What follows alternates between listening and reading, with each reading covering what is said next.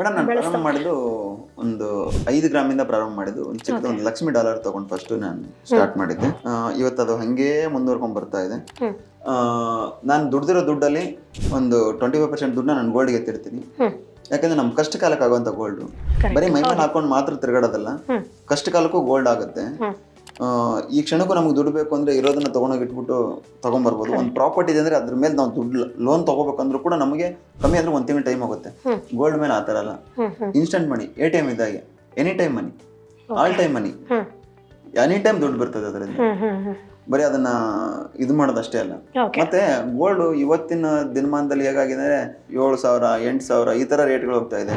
ಇನ್ನೊಂದ್ 2-3 ವರ್ಷ ಕಳೆದ್ರೆ 10,000 ಗ್ರಾಮಿಗೂ ಆಗ್ಬಹುದು. ಆಶ್ಚರ್ಯ ಪಡ್ಬೇಕಾಗಿಲ್ಲ ಏನೋ ಕೂಡ. ಸೊ ನೀವು ಎಲ್ಲೆಲ್ಲಿ ಸೇವಿಂಗ್ಸ್ ಮಾಡಿದ್ರೆ ಸರ್ ಗೋಲ್ಡ್ ಬಿಟ್ಟು? ಮೇಡಮ್ ಗೋಲ್ಡ್ ಬಿಟ್ಟು ಪ್ರಾಪರ್ಟಿನೂ ಮಾಡಿದ್ದೀನಿ. ಓಕೆ. ನಾನು ಜಾಸ್ತಿ ಅಂದ್ರೆ ಗೋಲ್ಡ್ ಮೇಲೆ ಇನ್ವೆಸ್ಟ್ಮೆಂಟ್ ಮಾಡಿದ್ದೀನಿ. ಅದು ಬಿಟ್ರೆ ಬೇರೆ ಇನ್ನೇನಿಲ್ಲ, ಬಿಸ್ನೆಸ್ ಮೇಲೆ ಜಾಸ್ತಿ ಇನ್ವೆಸ್ಟ್ಮೆಂಟ್ ಮಾಡಿದ್ದೀನಿ.